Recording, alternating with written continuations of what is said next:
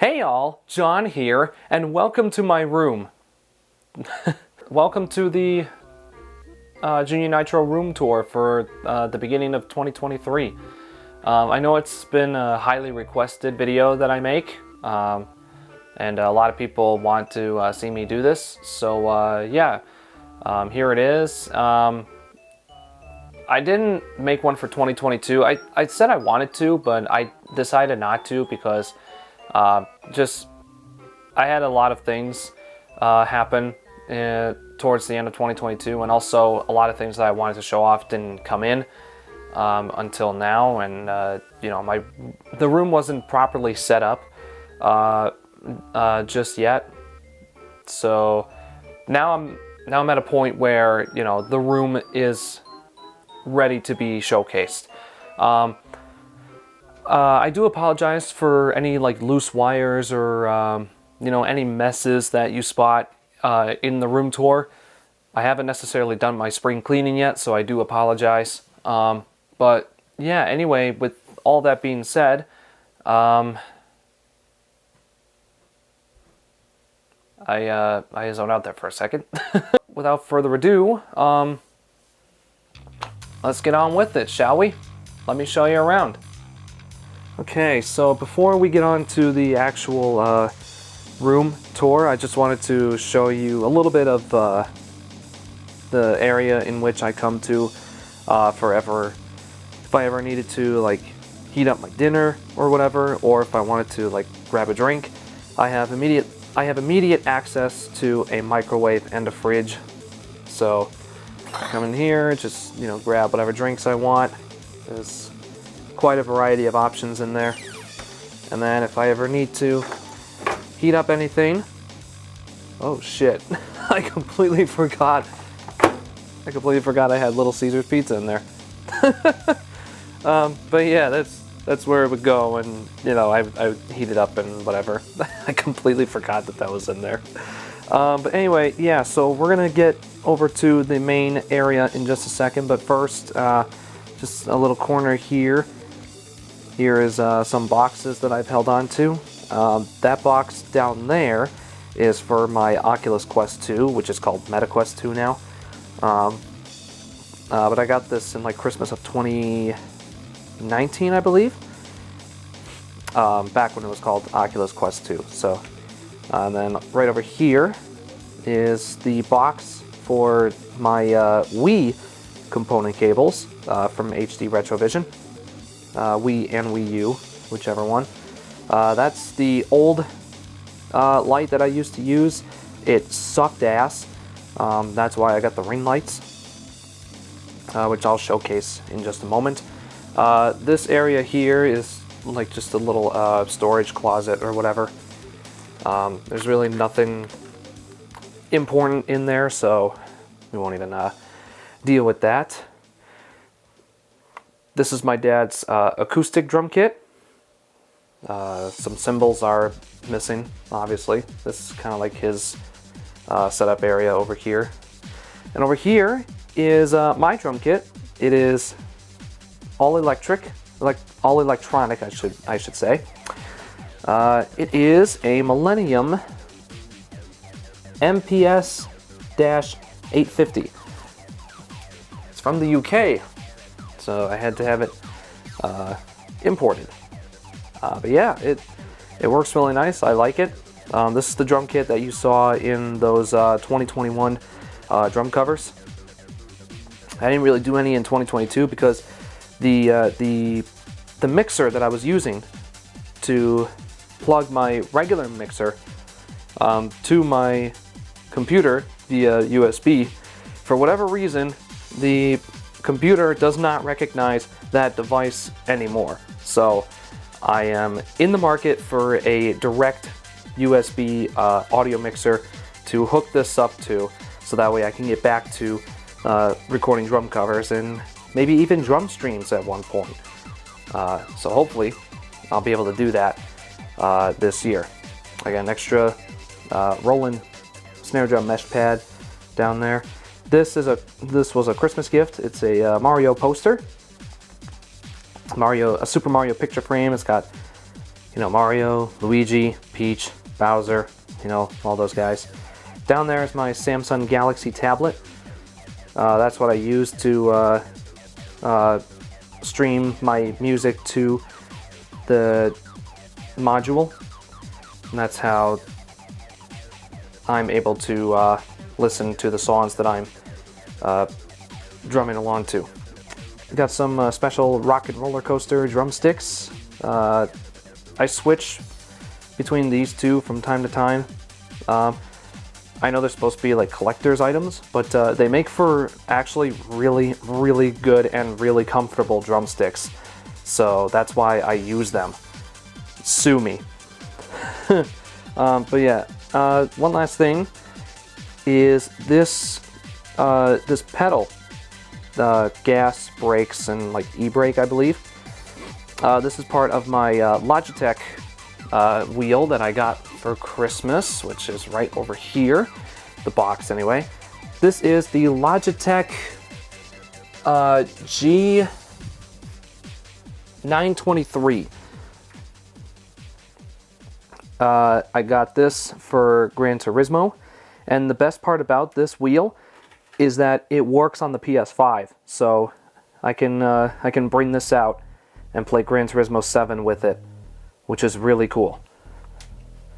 But yeah, so now here we go onward to the feature presentation of this entire video, is the setup itself. So yeah, here it all is in all of its glory. I'll go through every segment, every different part of the room. First things first, I should mention this this curtain. It's not anything special. It's just a regular shower curtain that my mom helped me hang up to kind of give myself a little extra privacy down here. So yeah, welcome to the game room / YouTube studio / man cave setup. I'm quite proud of it. Obviously there's room for improvement, but overall I do like how everything turned out, and yeah, there's a lot to go over, so let's get started. Alright, I think the best place to start would be the area that you guys always see in the videos. So here is where my usual setup is. This is where you'll see me when I'm on camera talking directly to you. This is where I'm set up for streams and everything like that. It's all done right here on this futon that I've had for about 5 years now, I want to say. It's like any other futon that you find at like Walmart or IKEA or whatever. I like this one. You can put the arms down, and then you can put the back. I don't know what those parts are called. You can put those down though, and you can put the arms down, and yeah, you can convert it into a bed, which is what basically a futon is. But yeah, I like this one. This has been my this was my bed in my old bedroom, because there was no room for the bed that I used to have, and I figured, you know, this would make for a great replacement, and I don't have to worry about, you know, any of the typical bed stuff that you have to worry about. So yeah, this is where I sit for like on-camera shots, for streams. It's also where I sleep on my nights off. So yeah, I kind of occupy myself. I kind of isolate myself down here with all this going on. Oh, right here, as you can see, that's where my swivel arm is placed, and this is my microphone that I use for all my voiceovers. This is a Samsung G-Track Pro. It's got a little mute button here. It's got volume adjustments. The connection type is hold on, let me get in here so I can see. There it is. USB Type A. So this is my coffee table. This is my, I guess we'll go from left to right here. That is my Bluetooth mouse. That's my Fire TV stick. This is a remote holder that my folks got me for Christmas. It's blue on the back, and on the front, it's Buffalo Bills themed. So yeah, that holds all my remotes, and yeah, I got my Ridge wallet there. This right here, so this I bought last year because the Rams are my second football team that I root for. So naturally, I bought myself the Super Bowl champion wireless keyboard and mouse combo. The mouse is in there, but it's not responsive.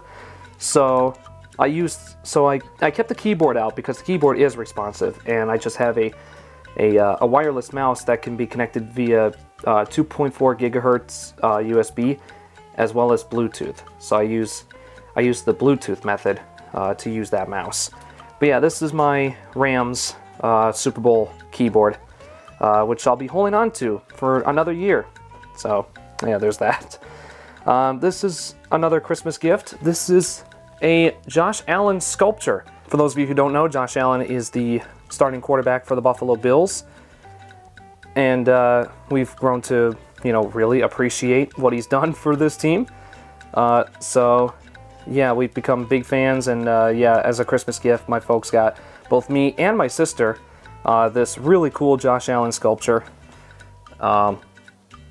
They really nailed like all the details with this thing. It's so high quality. It looks so good. Even got the backwards fanny pack, which is funny. Yeah, and it was signed by the man himself. And each of these came with like a certification slip. I have it stored away in one of my drawers. And then finally, the last piece on my coffee table. I'll move the Pepsi can for now. I have count them, 4 coasters here. 2 Bills and 2 Yankees. They're like 3D printed overhead artist renditions of the stadiums that the teams play in. So that's Highmark Stadium, and that's Yankee Stadium. So yeah, that's pretty cool. That was also a actually I think these were a birthday gift. I don't think they were a Christmas gift. And then right here's the tripod that I use for setting up for like on-camera shots, and of course, for streams or whatever. I use a tripod because, I don't have anybody to like hire to, hold the camera or anything like that. Plus, the tripod makes it a lot easier to get certain shots. So yeah, I use the tripod. Okay, so let's head on over to this corner here. Oh, before that, I should mention these pillowcases. These are all Christmas gifts that my mom got me. They're all pillowcases, kind of gaming themed. They're generic arcadey type pillowcases that you find like anywhere you go, any convenience store, Walmart, Target, whatever. So yeah, there's this one. It says high score.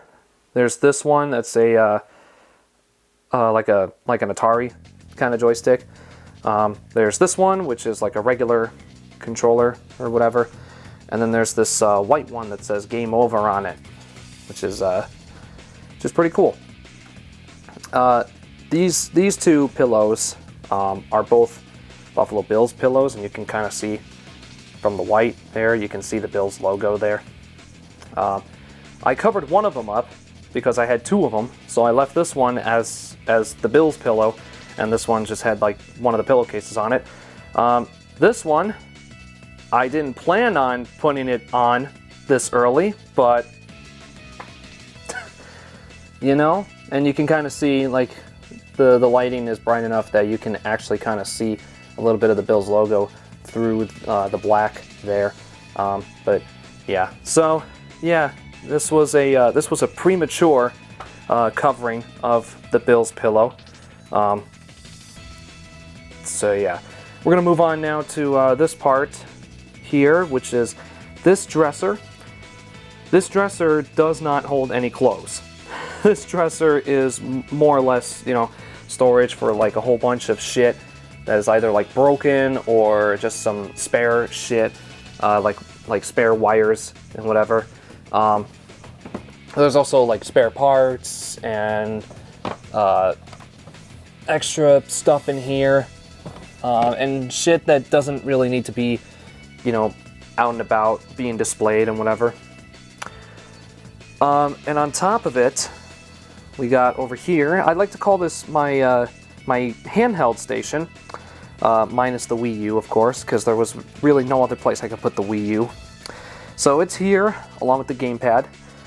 Back here is a Gilbert Perreault Sabres bobblehead. Alongside, or behind him, I should say, there's some power strips, a stack of blank DVDs. I had to look for a second. There's a stack of blank DVDs. This is my phone, Galaxy Note 20 Ultra 5G. This is my wireless charging station that I also bought from NFL Shop, because it's, you know, obviously because Bills. This is for AirPods, this is for Apple Watches, and this is for your phones. This was mainly made with Apple devices in mind, because I tried putting my Galaxy Watch on here, and it just doesn't work. It does not charge at all. But my phone charges, so yeah. And here's my Oculus Quest 2 with my little Monica stickers. Those stickers came from the pre-order bonus for Doki Doki Literature Club Plus. So yeah, back here, hiding behind the Wii U, is my my Google Home Mini device. So if I ever wanted to like turn the light off up here, which is a smart LED that I've got hooked up to it, if I ever wanted to like turn it off, I could just tell my thing to, you know, turn it off. I can also ask it to adjust the volume on my Vizio Smart TV, which I'll get to in just a moment. I can tell it to turn it off, I can tell it to change the input on it, that sort of fun stuff. And here's my my handheld station, Game Boy Advance, new 3DS XL, and PSP Midnight Blue 2000 model, which I think looks really cool. In terms of the PSP, I want to get back to playing games and recording games on it. Game Boy Advance, you know, obviously I've got the Game Boy player for recording Game Boy games. As far as the new 3DS XL goes, there are methods of recording 3DS gameplay, but the ones that are wireless don't allow you to record DS or DSiWare games on your new 3DS XL. So I gotta figure out something for that. Maybe send it to somebody so they can install like the optimized capture card onto it. I don't know. Let me know what I should do with that. I'm thinking of going with optimized. Let me know if that's the way to go, or if you have any other suggestions. But yeah, other than that, yeah, that's kind of like the handheld, the little handheld station where all my handheld devices are stored. And now we're gonna come over here, and this is my main spot for recording everything, editing all of my stuff. This is basically where I spend 80% of my time. The other 20% is, you know, getting other shit done or going to work or whatever. So yeah, let's kind of go through. This holder here it goes on the bottom of the camera to like put it on a tripod. Lens cap for the camera, and then I got like a whole bunch of stuff going on here. There's a speaker box back there, which is Vizio. I've got two Crash themed Funko Pop figures. That one's Aku Aku, that one's Crash Bandicoot. The Aku Aku one, a friend of mine got me. The Crash one, my parents got me. Both were Christmas gifts, if I recall correctly. Here is my PS5 controller charging station. That's the regular one that came with the console, and then that's the Midnight Black one that I managed to find at Walmart because they finally had it, and I picked it up. I should rather say that I ordered that one online. Right here is a USB Type-C docking station. So it's got HDMI, USB 2.0 and 3.0, Ethernet, all that fun stuff. It's connected to a extender. I have a USB Type-C extension cable, which allows me to set it up here because my PC is all the way over there, and I'll get to that when we get over there. This stand here allows me to like have a base here and set up my two monitors. So I got them mounted to the stand, and this is what it looks like. I gotta say, I'm quite proud of how this turned out. I think this looks pretty fucking awesome, if I do say so myself. So yeah, we got Crash Twinsanity going on over here.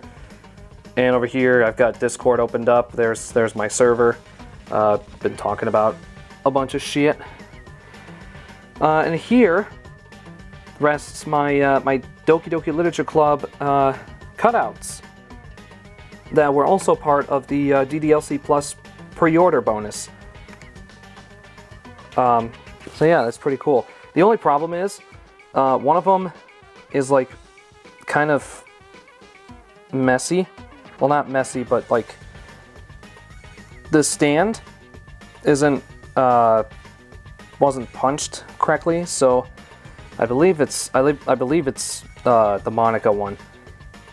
You have to stand it up in like a certain way, otherwise Monica just completely falls over and doesn't stand on the thing. But yeah, other than that, they all look really cool. And they're all lined up one after another like that. And here's all my hard drives.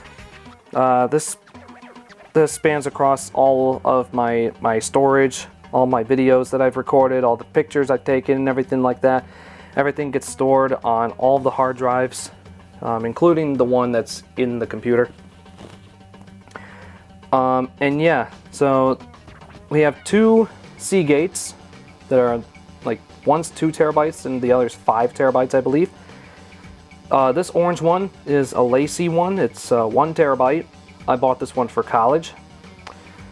And then we have a portable DVD player, portable CD player combo. I wish it was Blu-ray, but you know, I only needed it for like CDs and DVDs at the time, so I didn't even think about Blu-ray. But you know, that's completely fine. I've got multiple fucking consoles that can play Blu-rays if need be. But yeah, it's a standard DVD player. There's an eject button up front. It's one of those you can pull out. So you put the disc in and then put it in and whatever. It's a neat little DVD player. And then we have the mouse pad, which is from Sweetwater, as you can see. This mouse and keyboard are both from Big Lots, believe it or not. They're kind of cheap feeling knockoffs of, like, you know, your average gamer keyboards or whatever. But I like them. I like the LEDs that span across the entire keyboard. I do like how this feels. So yeah, that's pretty good. This mouse actually is really good. I was not expecting the mouse to be of this quality. It's unironically so good. I like it, and you know the LEDs, you know, goes through like all the like the rainbow colors and everything like that, which is really cool. I kind of wish the keyboard would do the same thing, because you can see it's like a solid kind of rainbow pattern of the LEDs.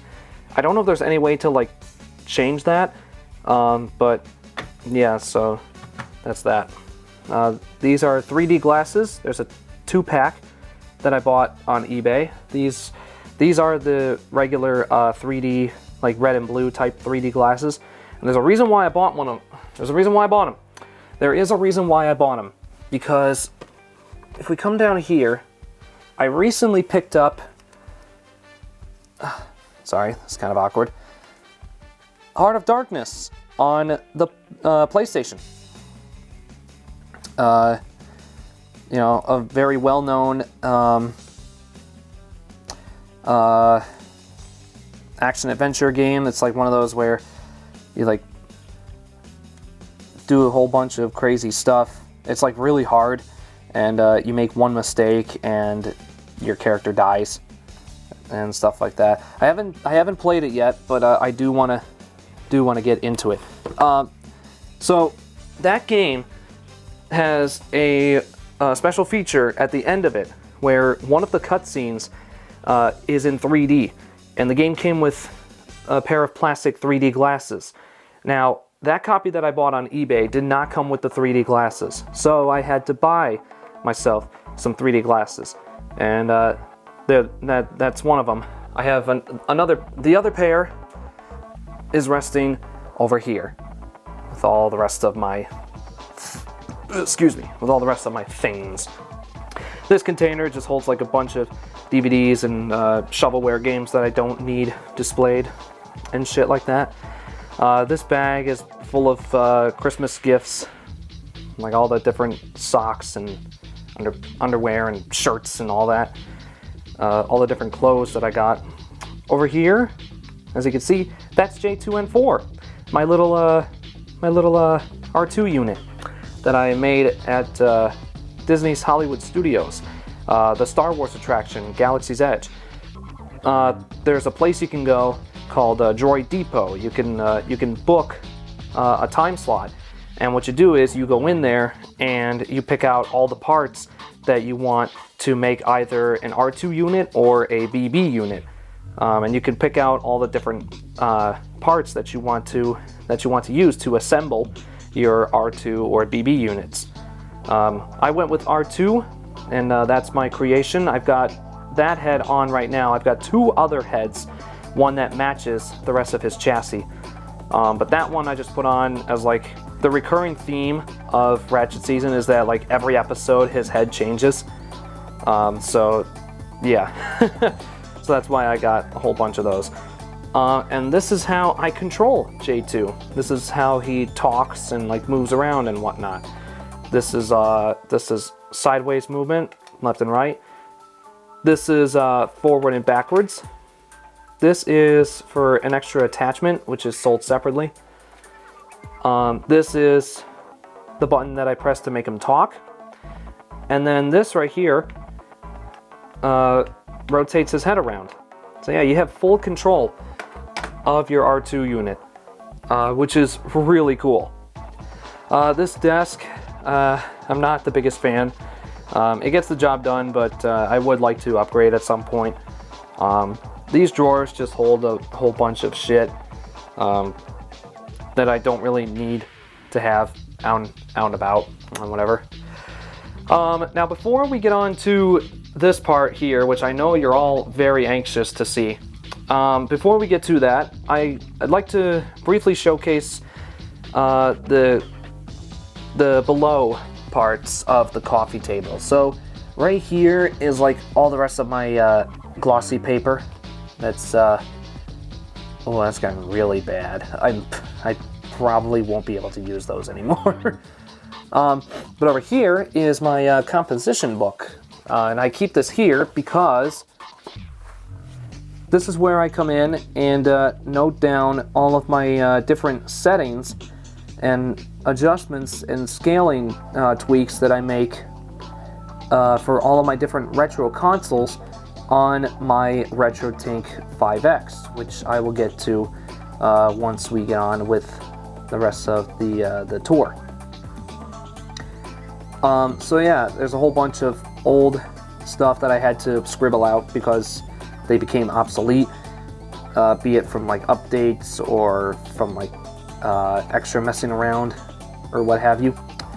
So yeah, these are all the different settings that I've kept track of.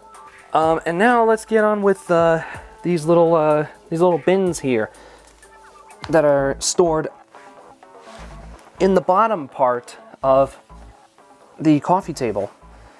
So this one right here, I suppose we can go through it. Got a PS2 controller. My Oculus controllers are in here. PS1 multi-tap. This is an Xbox Series X controller. This is the one that actually came with the console. And this one I made in the Xbox Design Lab. It's themed after the Buffalo Bills, so it's, you know, it's blue and red. The face buttons are colored. The start, back, and capture buttons are white, or view, or menu and view. Sorry, menu, view, capture. But I still call them start and back. Sue me.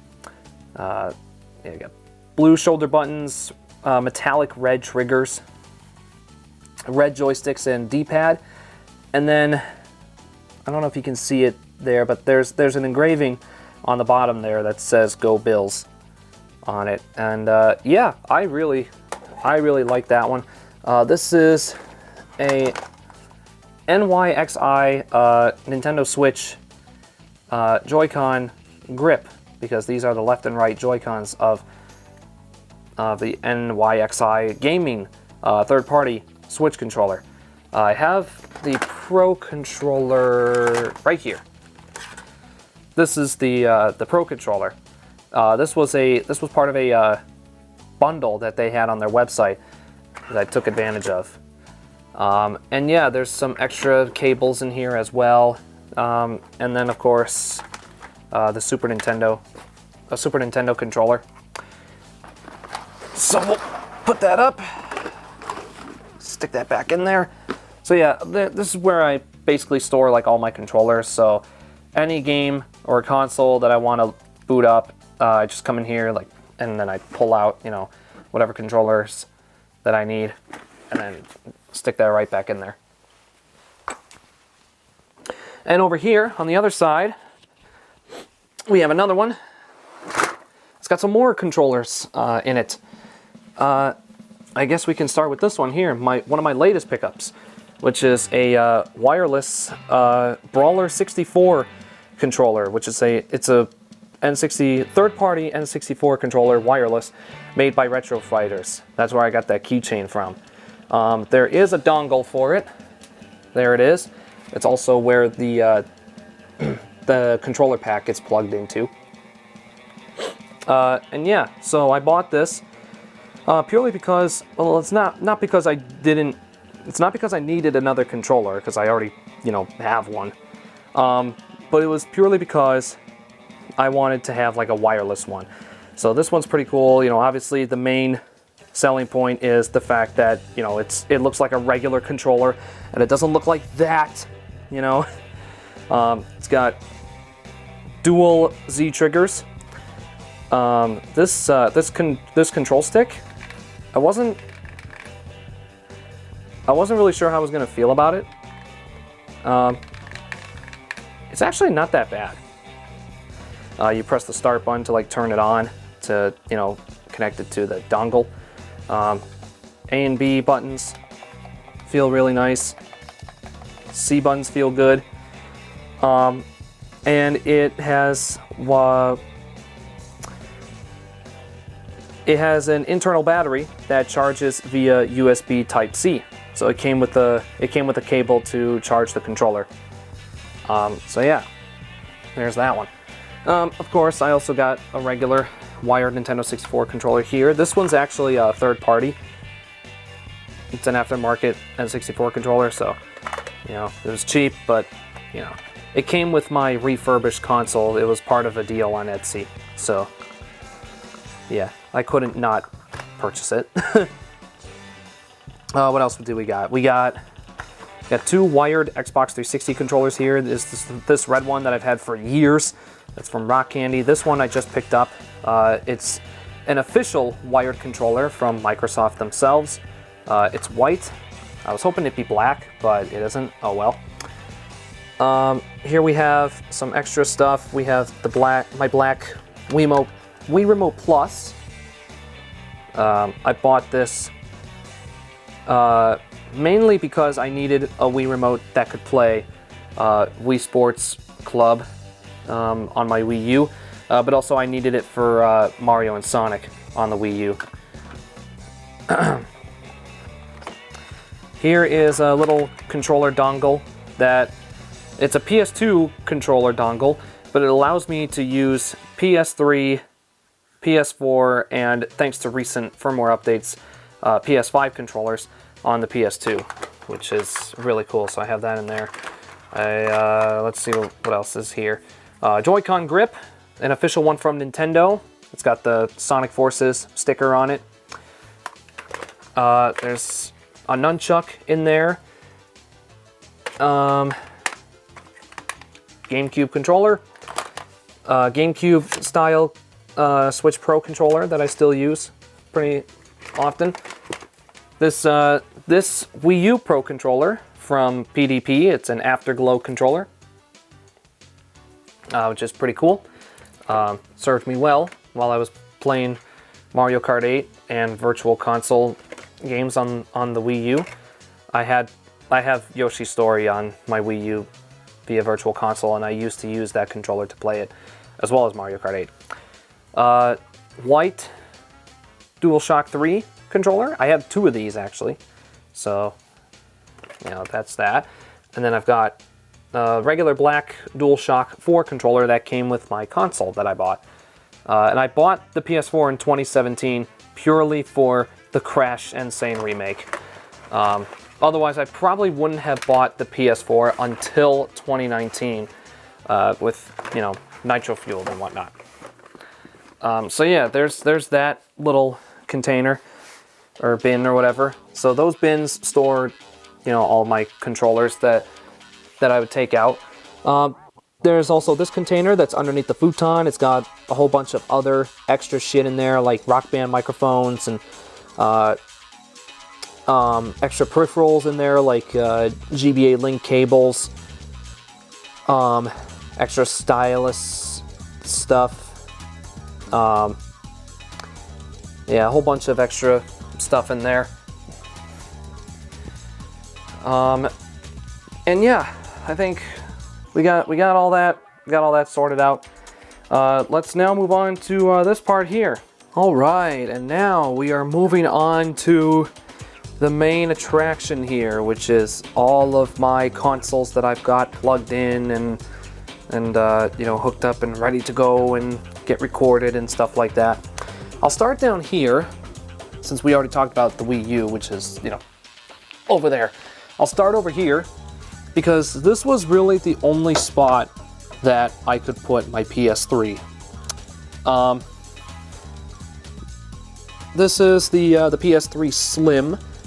I did have a PS3 Super Slim, which is over here, but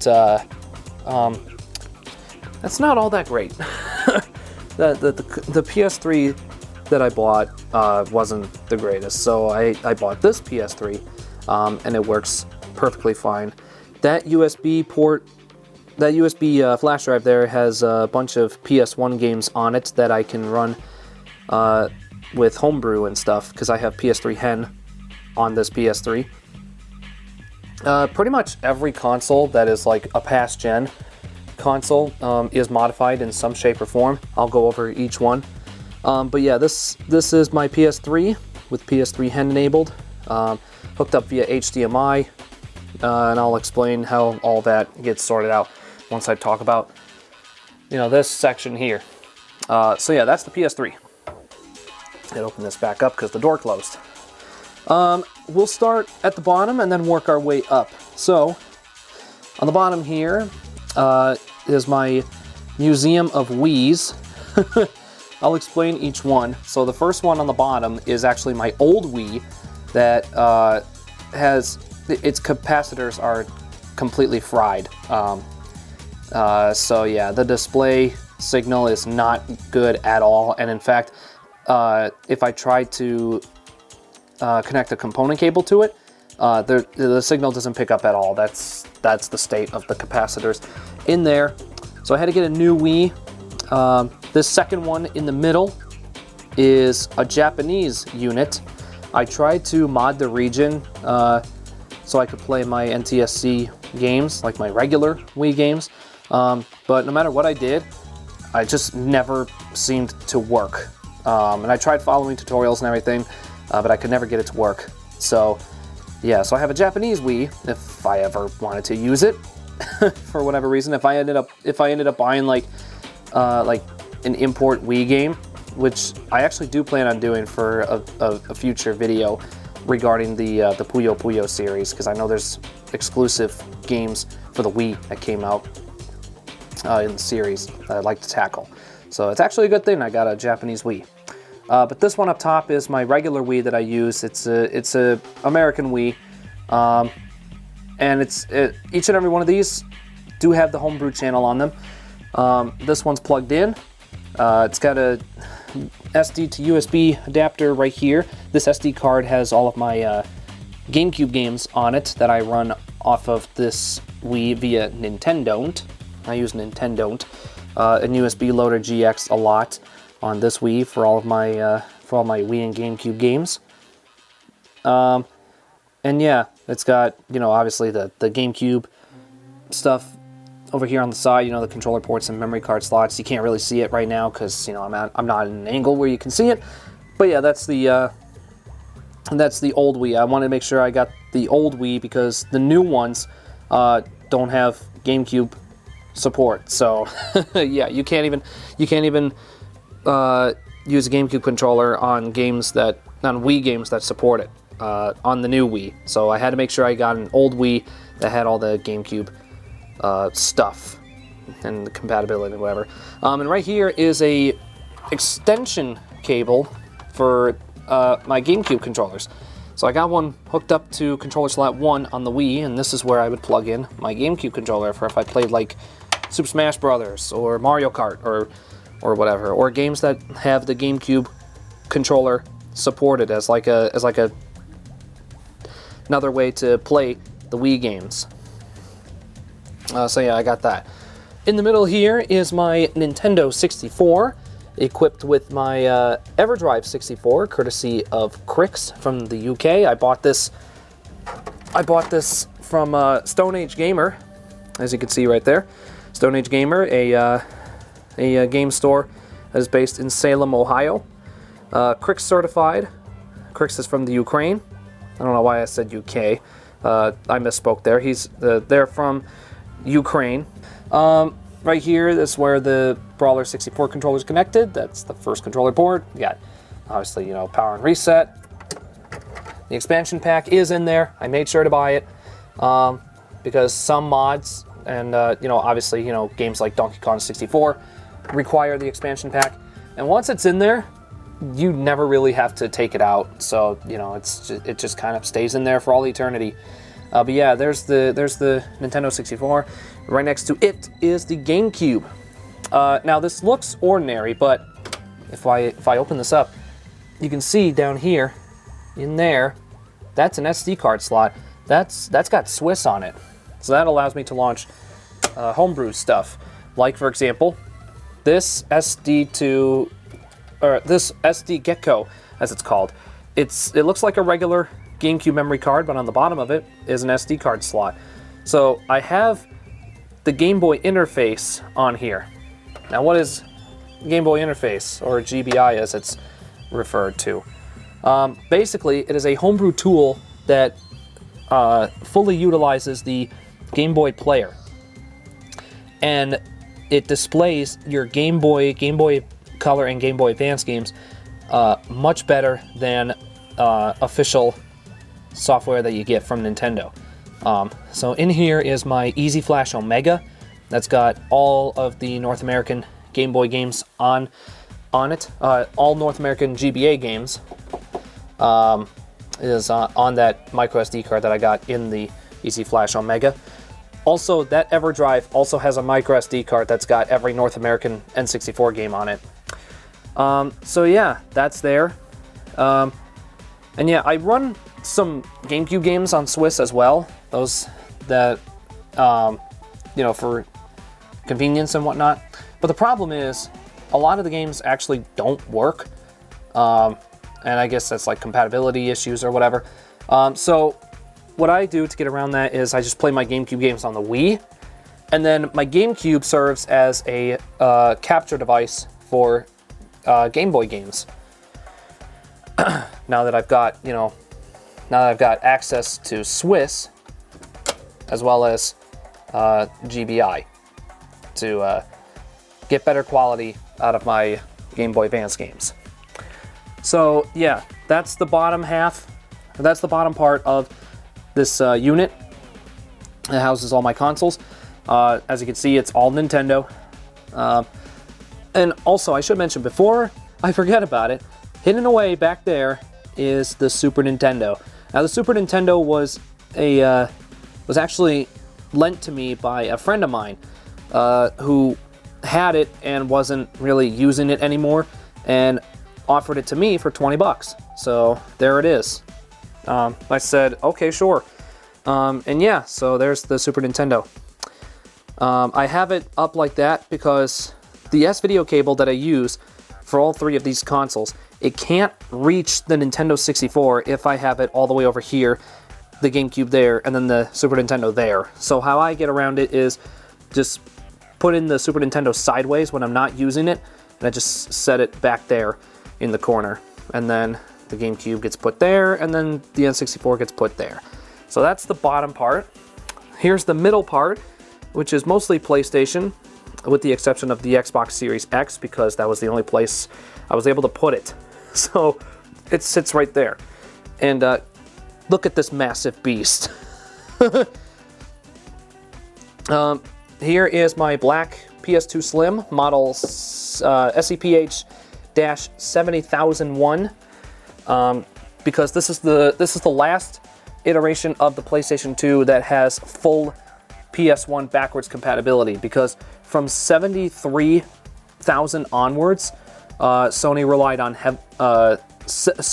on emulation to run PS1 games on the PS2. This model right here, this specific one, 70,000, is the last one to have full backwards compatibility with PS1 games. This is an extension cable for my PS2 controllers and my PS1 controllers as well. I have two of these. This is my regular memory card, which is a third-party memory card, 128 megabytes from some company, not from Sony. And yeah. Speaking of memory cards, I have a whole collection of them here. I'll go through the PS2 memory cards that I have right here on hand. There's some extra ones as well. I don't know where they are.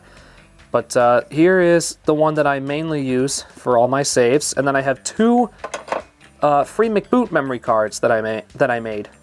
Both are official Magic 8 memory cards from Sony. Yeah, there's this one, which is the standard black one, and then this really cool Nyko one that I wish I had as a kid, because I always thought that these designs were really cool, and the fact that they were these are official third-party memory cards approved by Sony. Like, these were made by Nyko, but Sony had like a deal with them because they needed like another company to make memory cards back then, because when the PS2 first launched, the demand for memory cards was greater than the in-house stock that they had. Their in-house inventory did not cover the demand for these, so yeah, they had to hire other companies to make the memory cards, and Nyko was one of them. This is a really cool memory card that I have in my collection. Back here, some PS1 memory cards. These have some homebrew stuff on them as well. This regular gray one has free PSX boot on it, and then this red one has Tony Hacks on it. These are both homebrew tools that you launch on your PS1, and with it you can launch, you know, other homebrew tools. You can play your backups or whatever. And yeah, here's all my other PS1 memory cards. I'll get to that one in just a second. Here are the rest of my PS1 memory cards. I have a whole bunch of these. This yellow one I've had for the longest time. This is also a Nyko, but this was back when they weren't official. Like back before they were, you know, hired by Sony to make PS2 memory cards. You know, that one. And yeah, this one is like super important to me because it's been like my go-to memory card for a very long time when it comes to PS1 games and PS1 saves and whatnot. More specifically, the Crash Bandicoot games, because all my Crash saves are on this memory card. So yeah, that's kind of a nice little thing to have there. And then we have this recent pickup from also Stone Age Gamer, which is where I got the EverDrive from. This is the MemCard Pro. This is a PS1 memory card that allows you to utilize a micro SD card. And the micro SD card creates virtual memory cards on here that you can then hook up to a PS1 or a PS2, and then you can cycle through all the different virtual memory cards and you can make more depending on how big your SD card is. So basically it allows you to use this one and only memory card, and it's supposed to last a lifetime. So yeah, so you plug it in, plug a micro SD card in, you download some files for it, you put it on the SD card, you plug it in, and then you plug the memory card in, and yeah, it creates virtual memory cards. Each memory card has like 8 separate channels, and they all act as 8 separate memory cards. So you already start off with 8 memory cards, and you can expand your library from there, which is really cool. So this will definitely be my go-to PS1 memory card for a long time to come. So it just plugs in there, and oddly enough, when I plug this into the PS2 Slim, it actually registers as a pocket station, which is kind of weird, but I guess also cool. But yeah, so there's that. They sit on top of the PS4. That's a PS4 Slim. That's a USB flash drive that's got like all other homebrew stuff for the PS2. That goes right in there whenever I need to use it. And yeah, and hidden away behind the PS2, plugged in with an RGB SCART cable, is the PS1. If I ever want to record my PS1 games off of that. Or if I ever want to use what's called It Might Be NES, which is an ISO that you can patch NES games onto, and then you can use a homebrew method to launch It Might Be NES on the PS1 and play your NES games on the PS1. Basically, it's a workaround to, you know, getting an NES controllers, cartridges, and then getting the NES modded to be, you know, RGB compatible. This is basically a poor man's alternative solution, I guess. And yeah, the PS2 Slim is on at the moment because, you know, I got Crash Bash running right now as like a idle video to like have on the TV, so that way it's doing something. And then we move on here to this shelf, which only has 2 consoles. The Xbox 360 was relocated to this shelf because it was originally here, but I had to move it because this was the only spot that I could put the Xbox Series X. So the 360 got moved up to here. And then right next to it is the PS5. This thing is massive. But yeah, move on here to the top part. Now, before we get into all of this, I would like to mention my smart TV. This is a 52-inch Vizio smart TV from 2019, I believe.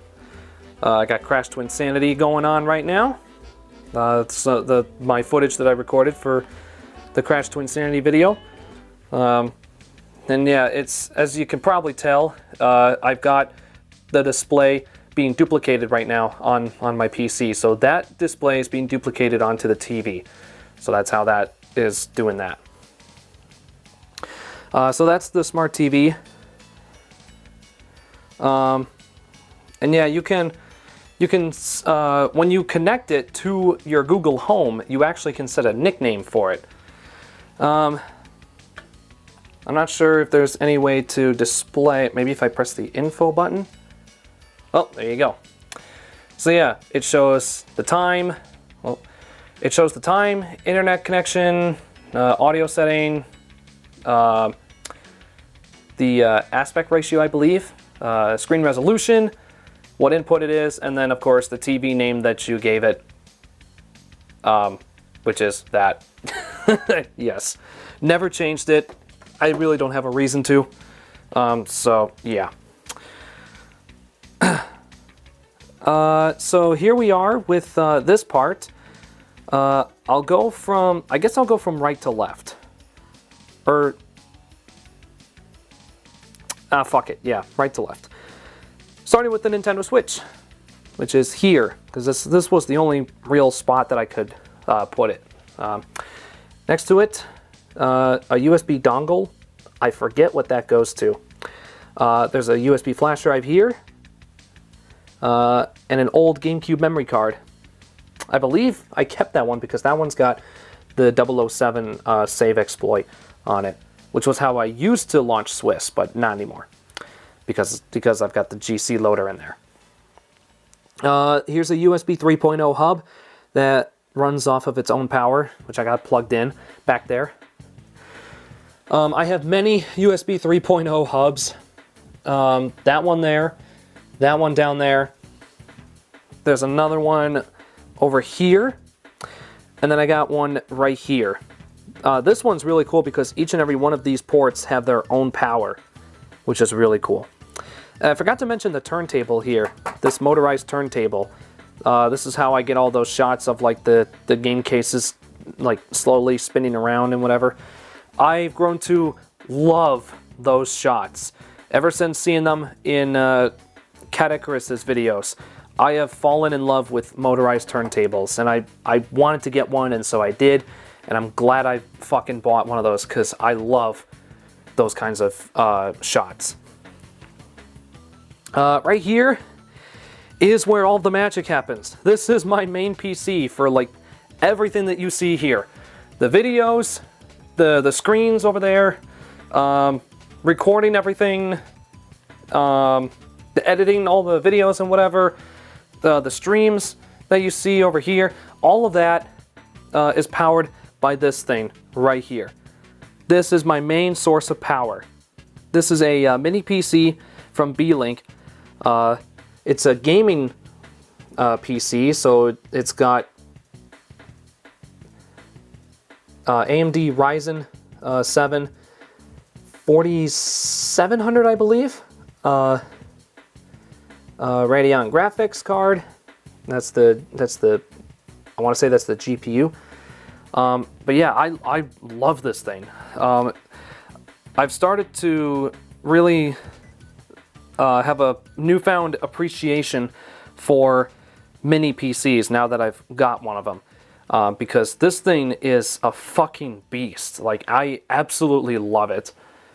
I'm able to play most of my Steam library on it, thanks to it being a gaming PC, which is really cool. On the front here, it's got an auxiliary input. So I have a Amazon extension cord, which is run over here, and then the other end is for like plugging into either my speaker box or my Raycon headset. So that's over here. there's a USB Type-C extension cable, which runs all the way over to here, to this docking station. And that's how I've got the TV hooked up to it. That HDMI goes to the back of the TV, and that's how that's all set up. There's power back there, some USB ports, 2 HDMI ports back there for display. Both have extension cables hooked up to them because all the HDMI cables are over here, and those go into my 2 monitors over here, which is how I'm able to work over here. So I have a station set up here by my desk with the keyboard and mouse, the 2 monitors and whatnot. And then if I wanted to like casually sit down and do stuff, or if I'm streaming, then I have another keyboard and mouse set up over here at the coffee table, so I don't have to worry about getting up and coming over here to do all that. There's some other loose wires over here. That's a Xbox 360 receiver. That cord goes to my microphone. And yeah, I think that's pretty much it for this side of things. Here is a GameCube controller adapter, which I got hooked up to the Switch at the moment. This is not an official one from Nintendo. This is a third-party one. It looks official, but it isn't. Otherwise, I think it would say like Wii U on here or something like that. But yeah, this is a GameCube controller adapter that I've had pretty much for as long as I've had the Wii U, because I bought it for, you know, obvious reasons. I bought it for Super Smash Brothers. I had a Mayflash one, but it doesn't work anymore. So I got this one, and I can also use it on PC as well, to use my GameCube controllers on that for whenever I play Dolphin. So there's that.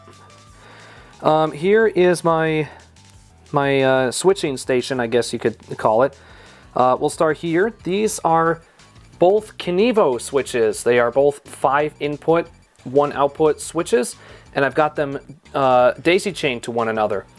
So all of my HDMI devices are connected to these 2 Kenevo switches. That includes PS5, 360, Xbox X, PS4, and PS3. And of course, all of my retro consoles via the RetroTink 5X, which is the high quality upscaler that I use for all of my retro games and all my retro consoles. That's how I get the best image out of all of them. Case in point, Crash to Insanity. Recorded on my PS2 via Component. It looks so good.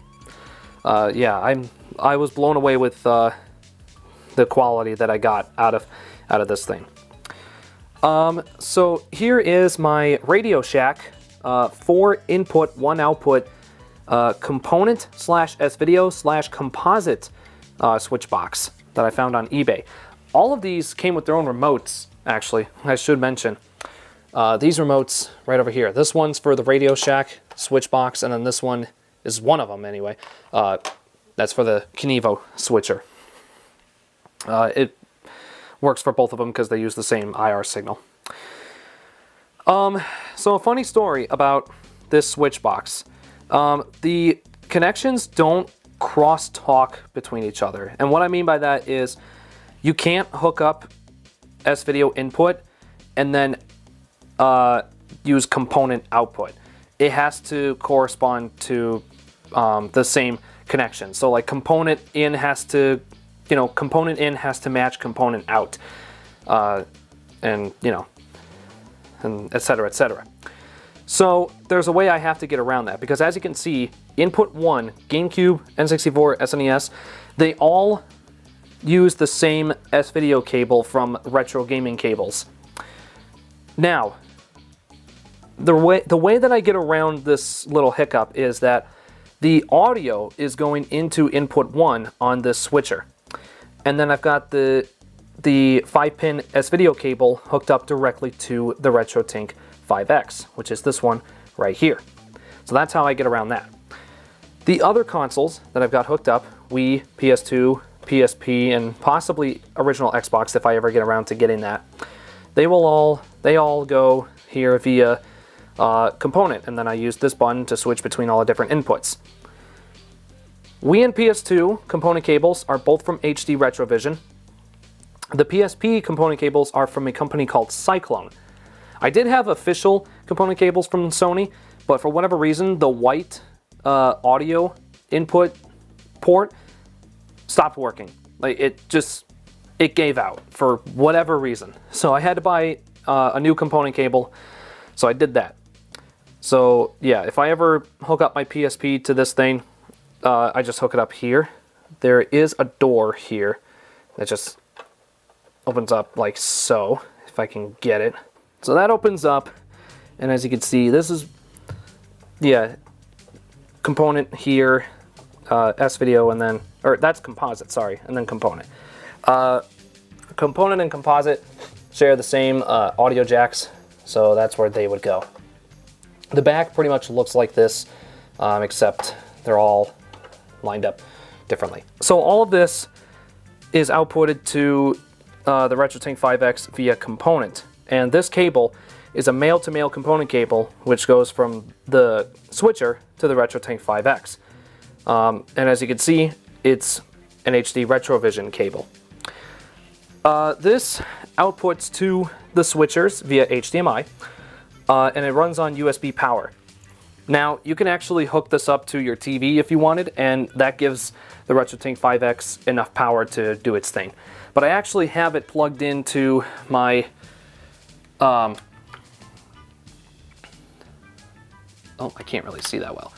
I got it plugged into my my power strip back there because it's got 4 USB ports on it. So I got it plugged in over there. Where is it? Oh, it's back there. There you see. Yeah, it's a whole bunch of stuff plugged in back there. This is my electrical hazard station.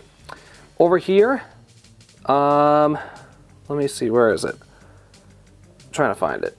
It's back there somewhere. There it is. It's buried underneath all the different wires. Underneath there, you can't really see it all that well. I'm going to try and zoom in here. That is the Elgato HD60S, which is the capture card that I use. There it is down there. And then on top of that is my HDMI splitter. Now, why do I need the splitter? Good question. I need the splitter to record PS3 games via HDMI. The splitter splits the signal, and it also bypasses the HD copyright protection that is built into the PS3 that cannot be turned off in any shape or form. So the way you have to get around it is to use a splitter. And then the splitter signal goes to the capture card. And then that, well actually, I should mention this. The daisy-chained Kenevo switches are all connected to like one big HDMI signal. And then that HDMI cable goes into the splitter. And then the splitter goes to that TV over there, and then to the capture card. And then the capture card goes to the TV and to the PC. Well, okay, it's over there. But you get what I'm trying to say. So yeah, that's how everything gets recorded and everything like that. Yeah, I think that's really it in terms of this part of the tour. And finally, we have the shelves. We'll start at the bottom here. Down here is just a bunch of extra jewel cases. We have my Diary of a Wimpy Kid book collection. It's complete from 1 up to 11. After that is, you know, all the other books that I have not caught up on yet. But yeah, I do have a complete collection of books 1 through 11 of the Diary of a Wimpy Kid series. And then coming over here to this shelf, here one and only Wii game, which is Mario Kart Wii. But most of this is PlayStation, with my 2 Super Nintendo games that I have, Super Mario Kart and F-Zero, as well as the 2 F-Zero GBA games that I bought for the series retrospective. And so, so this is all just PS1 games that I have collected over the years. They're all sorted in alphabetical order. These 3 here are official US PlayStation Magazine demo discs. One of them, which is disc 35, I've had for a very long time. It was one that I think my uncle used to have, and it's just one that I managed to hold on to. Then I also have discs 41 and 42. These are both custom covers that I made on GIMP because they didn't have covers of their own. Disc 42 I bought because it's got Crash Team Racing on it. Disc 41 I bought because it's got Crash Bash on it, but also so I could show off the demo cheat menu that is in there with Game Shark codes and whatnot. Speaking of Game Shark, it's right over here. This is the Game Shark Lite, which I have had since 2016, I want to say. But yeah, there's a whole assortment of games in here. A whole bunch of games that I've recently bought to like reestablish my old collection that I used to have a long time ago. Like there's Street Skater, Tekken 3, there's Ten Alley, SpongeBob, Super Sponge, Sled Storm, Scooby-Doo, Rugrats, Powerpuff Girls. This is a PlayStation Underground Jam Pack disc, the Winter 2001. It's also got Crash Bash on it. And then we've got some Japanese games as well. This is Puyo Puyo Sun, which is a exclusive Japanese game for the PlayStation as well as other consoles. But yeah, this is the PS1 version, an exclusive Japanese game. And yeah, I have it now as part of my collection. It's the 3rd main game in the Puyo Puyo series, and I think it was one of the last ones that before the series got bought out by Sonic Team. So yeah, so I got that in there. I also have over here, where is right here? Couldn't see because of my hand. Right here is Crash Bandicoot Racing, which is the Japanese version of Crash Team Racing. So yeah, I wanted to get that just to have it. It's a neat piece of the collection there. I like buying imports and like games from other regions or whatever, but also because I actually can play these.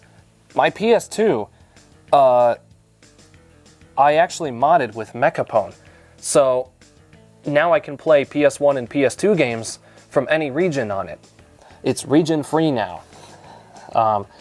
So yeah, that's pretty cool. So I can play through my entire library of PS1 games if I so desire. This copy of Pepsi Man and this copy of Pac-Man World, these are both backup copies. Pac-Man World because I used to have it at a very young age, but I don't have it anymore. But I have a backup of it. Pepsi Man is a different story. It looks like, you know, a normal copy of Pepsi Man, but inside is a backup copy. Why? Because this game is way too fucking expensive nowadays, and I don't plan on buying it anytime soon. So I just did the thing that gets you crucified on the internet. But yeah, so, you know, I've got the Gran Turismo games, Heart of Darkness, as I mentioned earlier. Obviously, I've got a complete collection of the Crash games.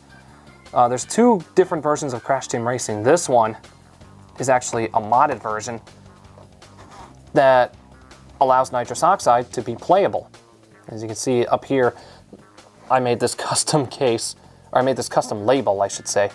Well, actually, it is a custom case, because not only does it say Nitrous Oxide Edition on the front, but also if we take a look at the insert, it's a picture of oxide. It's a render of nitrous oxide. Yeah, that'd be pretty cool to make it look a little more complete. Kind of look almost official, like something that maybe Naughty Dog would release for the PS1 if they could. And yeah, so there's my PS1 collection. My latest addition to the collection is this box right here. This is the Spyro Collector's Edition box. It comes with all 3 of the original Spyro trilogy.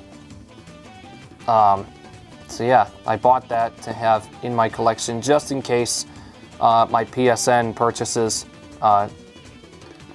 for whatever reason, disappear. So I have these. All right, let's move on to the next row here.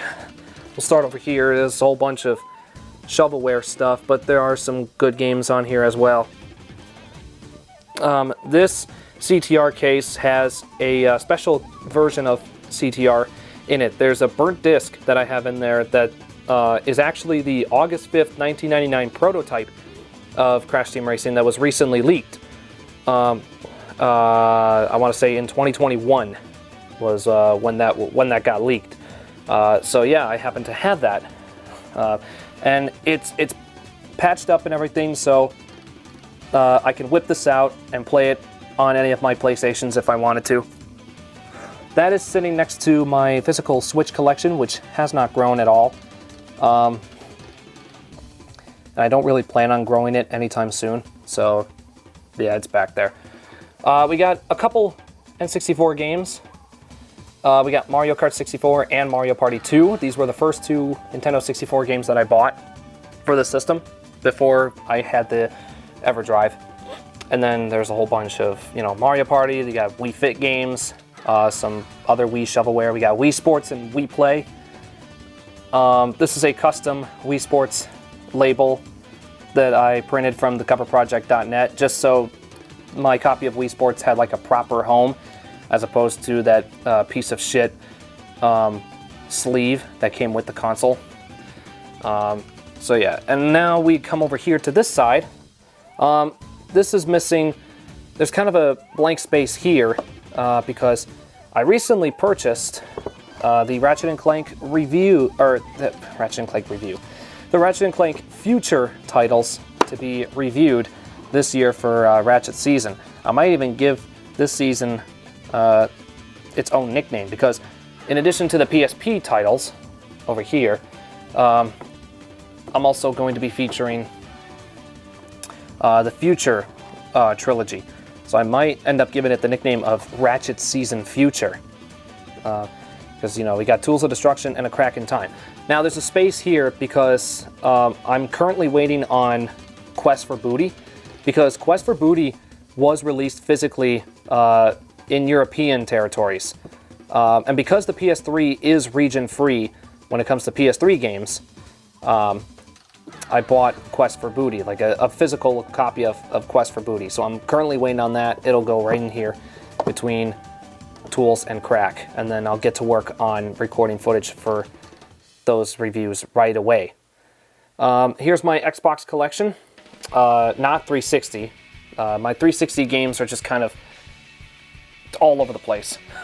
But here's all Xbox One. It's all my NHL games. I gotta go through those. Five Nights at Freddy's, the core collection, which comes with 1, 2, 3, 4, and Sister Location.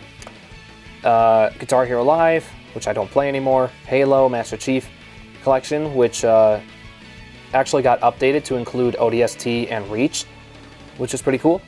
Pac-Man World Repack, which I do plan on reviewing. Puyo Puyo Tetris 2, because I liked the first game and I wanted to get the sequel. For no other reason than, let me see if it's actually on this box. Nope, it's not on here. They don't have it listed on here as a selling point. But I bought Puyo Puyo Tetris 2 for no other reason than the ability to unlock Sonic, because Sonic is in this game. It's all come full circle. And we've got Tony Hawk and Trials Fusion over there as well. But also Sonic Frontiers. I wasn't too keen on the game when it was first shown off. I think many of us were very disappointed in how it looked when we first saw it. But over the months of its development and all the promotions and whatnot, I got curious. I bought it, and I ended up really liking it. It was a nice change of pace, and it was kind of the change that the franchise needed. A nice little reset button, if you will. Here's my PS3 collection, including the Ratchet and Clank games. Outside of the Ratchet and Clank games, didn't really grow. All of these games, with the exception of these two, were part of one of the PS3s that I bought. So they gave me like 7 games here. Assassin's Creed, FIFA, Genji, Last of Us, Resistance, and Uncharted. So 6 PS3 games that came with with one of the consoles that I bought on eBay. And then the Ratchet and Clank future titles I bought. So yeah, and then right next to that, my physical 5-game collection for the PS4. Cartoon Network Battle Crashers for the Cartoon Network Video, CTR Nitro Fueled, Doki Doki Literature Club Plus, which I can also play on my PS5. I pre-ordered PS4 because I didn't have PS5 at the time. Gran Turismo Sport, and Kill la Kill If. And then right next to that, my slowly growing physical PS5 collection, which is only 3 games because majority of my PS5 library is digital. But I do have physical PS5 games: Five Nights at Freddy's Security Breach, Nickelodeon All-Star Brawl, and Ratchet and Clank Rift Apart. That will be in Ratchet season. It'll be in next year's iteration of the series. So yeah, so there's that row. We're going to move on to this row here. My Easy Flash Omega box that the cartridge came in, the Flash cartridge. PS2 Guitar Hero 3. My Kinect collection. Wipeout in the Zone, Sonic Free Riders, Nicktoons MLB is back there because it's got Kinect support. Kinect Sports and Kinect Adventures. I have no idea where Kinectimals is. We had Kinectimals, I don't know where it is. Here's my PSP collection with some extra stuff on top of it. And here's my Blu-ray collection with Just Dance in there for whatever reason. Some standard DVDs as well, like Dumb and Dumber, TMNT. What's it say? Gutbuster Comedy Pack, which includes, let me see, Zoolander, Kingpin, and Anchorman. So yeah, there's a space here because I'm currently waiting on the collectible World of Cat Icarus limited edition Blu-ray from Pixel Empire. Don't know when it's coming in, but yeah, so the Blu-ray will go there when it comes in. Ratchet and Clank movie Blu-ray, Just Dance for the Wii, Cartoon Network DVD courtesy of Mr. Glitch. This was a birthday present that he gave me, or a Christmas present, I can't remember. But it comes with various episodes of Dexter's Lab, Kids Next Door, Ed, Edd n Eddy, and Billy and Mandy. So yeah, classic Cartoon Network stuff right there. And then all the Blu-ray stuff. Most of it still sealed because I never opened any of these. Lego Movie, Superman Returns, Los Angeles Rams Super Bowl Blu-ray, Ice Age 5, which sucked ass. Anchorman 2, Ride Along, Inside Out, and Transformers 4, I believe? Yeah, Age of Extinction. So yeah, that's the 4th one. But yeah, most of these are still sealed because I never fucking opened them. And then over here is my GameCube collection. Slowly growing. One of my latest pickups was, not that one. Here it is. F-Zero GX for the series retrospective. It was not cheap, which kind of sucks, but you know. And then I also got Sonic Riders. So this Sonic Riders case that I printed out is not the original that was in this box. I come to find out, when I bought this copy of Sonic Riders, this was a fucking Hollywood Video rental. So I had to throw out that case and print out a new one that was, you know, the original Sonic Riders case. So yeah, and you could tell it was Hollywood Video because it had the spine, that it had like their custom spine on it that had like just white text of the title, and then on the back was like the title with a brief synopsis, the rating, and then the Hollywood Video logo, and then up here would be like the number of players that could play it.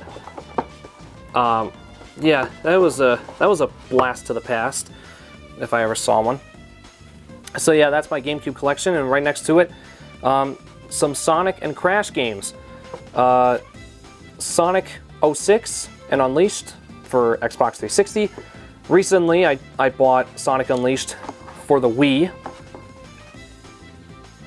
to have that, and that'll be better explained at a later point. Just keep an eye out on the channel for that. Here is my Xbox versions of Wrath of Cortex and Nitro Kart. Both of these were part of the Xbox Crash Super Pack that was published by Sierra. But one of them was in a very shitty plastic sleeve that sit in with the manual. Now I didn't really like that, so what I did was I took them out and I put them in their own separate cases. The Crash Super Pack case was actually repurposed for Crash Nitro Kart. And for Wrath of Cortex, I just had a extra PS2 case lying around, so I used that. So yeah, there's that. And then of course I've got PS2 Crash Nitro Kart. And then I've got both versions of Twin Sanity, PS2 and Xbox. And then we come up to the top portion of the shelves. Is a Peeps bunny plush in front of Super Mario 3D Land. My few loose DS cartridges are in there. That houses up to 4 of them. Amazing Spider-Man 2 Blu-ray. Amazing Spider-Man sucked ass, so I didn't even bother watching the second one. Spider-Man 1 and 2, the original Raimi movies. I don't have the third one anymore, which sucks. These are 2 backup games, I believe. One of them is Sonic Riders Zero Gravity. The other one is the PAL version of Nitro Kart. 2 Family Guy DVD box sets, volumes 2 and 3.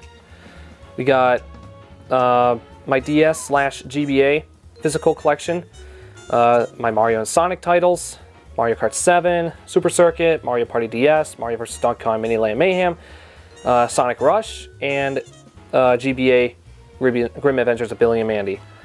This is a custom disc that I made that includes like all my drum covers that I recorded back in like 2019. But we got some real albums here. Sick Puppies, Metallica, Hardwired. I have a almost complete collection of the old Van Halen albums between 1978 and 1984, which was the first David Lee Roth stint for the band. The only one that I'm missing is Women and Children First. I have Van Halen 1 and 2, Fair Warning, Diver Down, and 1984. The only one I'm missing from this era is Women and Children First. So I'll have to get back on that. And then some other PS2 games, Carnival games for the Wii. That sucked ass. A little Crash Bandicoot crate that I made. My Sonic Amiibo. This auxiliary cable is connected to these water speakers, which have been repurposed. For any of you who used to watch my old videos way back when, you'll probably recognize these water speakers. They sound really good, and I repurposed them to be hooked up to this thing here. This is a record player, and I have these hooked up to it because the speakers on them aren't that great. So I use the water speakers instead. But this is a record player. I don't have any vinyl records to showcase right now, but yeah, it's a nice little record player. You put the record on here, it auto plays itself. You can set all the speeds and whatever, like all the different speeds that the record tells you to play it at. And yeah, it's a 10-in-1, so it's got a CD player, it has Bluetooth capability. You could play AM FM radio if you wanted to. You can record and preserve with USB and SD, and you can also play your music off of USB and SD if you happen to have MP3 files on them, which is really, really cool. So yeah, I will definitely be using this for like chilling and whatever. And then over here is my Sanyo TV, which is kind of like a mini monitor. It's 27 inches, I believe. And I use this as like a second TV for playing my games and whatever. This is the second split signal from the HDMI splitter. On top of that is the wireless Wii sensor bar that I've had for years that I still use to this day.